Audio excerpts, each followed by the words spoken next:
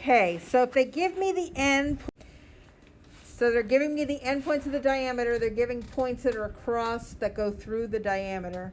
So if I want to find the radius, if I want to find the center, first of all, we'll find that first. We need to find this midpoint, and that'll give us the center, the midpoint of these 2 points. And if I want to find the radius, I need to find the distance between the center and one of the endpoints, either one. Okay?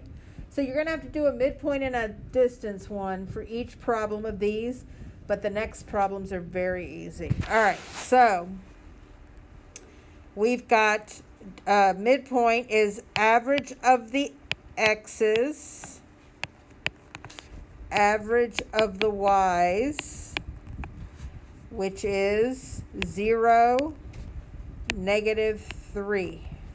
Everybody catch up and make sure you understand where I got those from.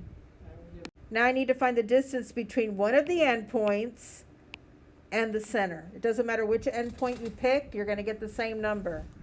So that's going to be 5 minus 0 squared plus -9 minus -3 squared equals, all under the hood, equals the distance. Remember, distance is always positive. So even if it's a negative number inside the parenthesis, when you square it, you're going to get a positive. 5 minus 0 is 5. Squared is 25.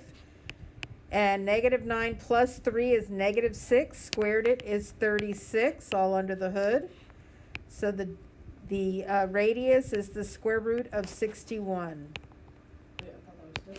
So now we're ready to write our equation. And it's going to be x squared plus y plus 3 squared, remember to change the signs, equals a plain old 61, because when you square root of 61, you get plain 61.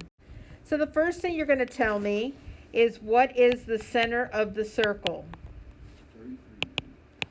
3, 3. And what is the radius of that circle? 3.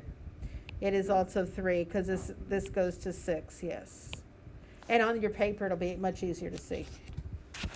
So we're ready to write our equation. It's x minus 3 squared plus y minus 3 squared. Remember to change the sign. Equals 9. Remember to square that in order to get your answer.